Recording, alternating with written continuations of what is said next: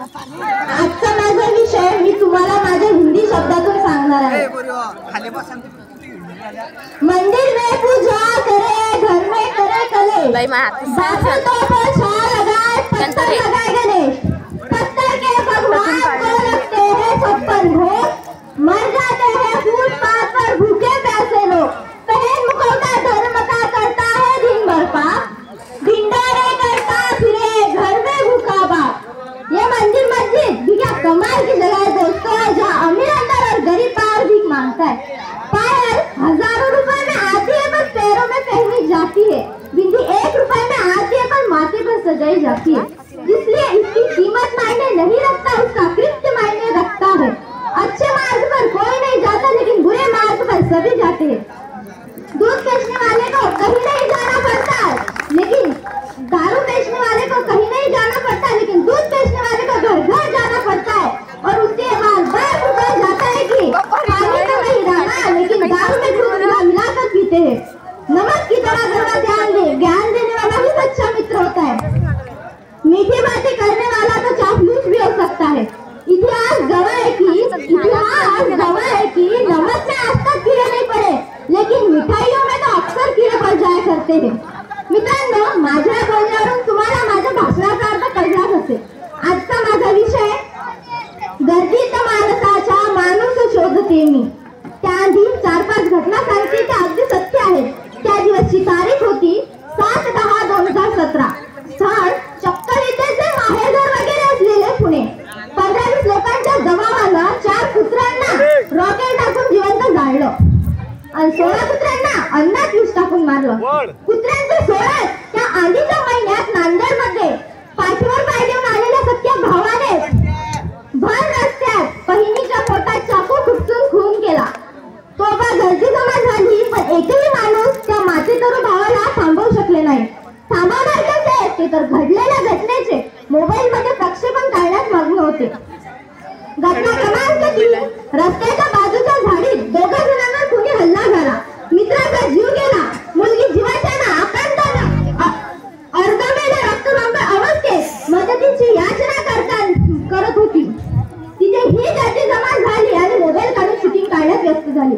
अहो, कुत्र्याला जिवंत जाळताना, बहिणीला तडफडून मारताना, अर्धमेल्या रक्तबांब अवस्थेत मदतीची याचना करताना त्या गर्दीत मदतीचा हात देऊन माणूस किती जात निभावणारा एकही मायकाला तिथे हजर नव्हता, तर तिथे माणूस गैरहजर होता।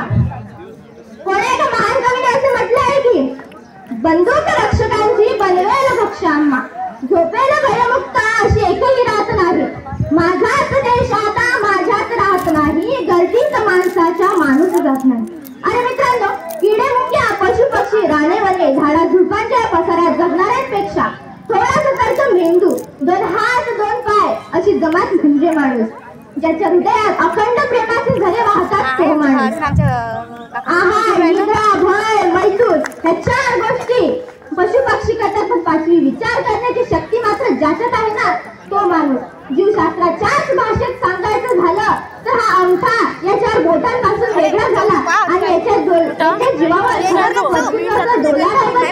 निर्मिती म्हणजे माणूस। आता सांगते माणसाची हाव। माकड म्हणजे माणूस। माकडाची शेपटी गेली तो 2 पायावर उभा राहिला, तो चालू लागला, पळू लागला, त्याच्या बुद्धीची धार एवढी तो चंद्रावर पोहोचला, त्याच्या बुद्धीची झेप एवढी तो मंगळावर पोहोचला। त्याने जंगलं ताब्यात घेतली, त्याने नद्या अडवल्या, त्याने विशाल समुद्रावर राज्य केले आणि इथंच घराजवळ झाला। जशी त्याने जंगलं ताब्यात घेतली तशी त्याच्या मनातली हिरवाई संपली, त्याने पक्ष्यांचे संसार उद्ध्वस्त केले आणि जसे त्याने नद्या अडवल्या पण प्रेमाचे झरे आटले आणि जसे त्याने विशाल समुद्रावर राज्य केले पण त्याच्या मनात संकुचित डबकं तयार झालं। दुसरीकडे त्याने ग्रहताऱ्यांना प्रदक्षिणा घातल्या पण त्याच्याच संवेदनांनाच ग्रहण लागलं। मित्रांनो, अगदी सोपं करून सांगायचं झालं तर माणूस माणसापासून दूर गेला, माणूस स्वतःच्या मूळ अस्तित्वापासून दूर गेला। आज रोज जेवणाच्या वेळी वाटीवर भाजी, घासातला घास करून वाटीवर भाजी शेजाऱ्याच्या घरी नेऊन देणारी पिढी आज मुळात थकली आहे। आज रोज सकाळी शिळा मसाले भात चपाती कचरा कुंडीत टाकताना आम्हाला असं आठवत नाही की याची असेल. मित्रांनो, हे सर्व तर माणसाचं होतच आहे, पण जे सैनिक सीमेवर लढून आपलं रक्षण करतात त्याच्यासोबत सुद्धा असंच होत आहे. म्हणून मी तुम्हाला हिंदी शब्दात सांगते.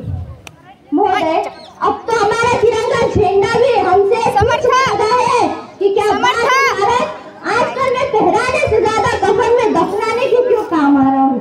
महोदय, हृदय तो उस दिन फट गया जिस दिन बूढ़ी माँ अपने बेटे की चिताओं को देखकर बोली कि साहब, आप तो बच्चे में एक इंच भी कम नहीं लेते, मैं आधा शरीर कैसे ले लूं. मित्रांनो, हे अगदी बरोबर आहे की नाही. आपण रील्स बघतो. आज तो मोबाईल सर्वांजवळ आहे. कोण कोण रील्स बघते? सर्वच बघतात. आपण त्याच्यामध्ये एखाद्या वेळेस असा व्हिडिओ बघितला असेल की आर्मीची भरती करताना एवढी उंची हवी, एक इंच पण कमी असला तर काढून टाकतात. बरं, एवढं बोलून माझे 2 शब्द संपवते. धन्यवाद.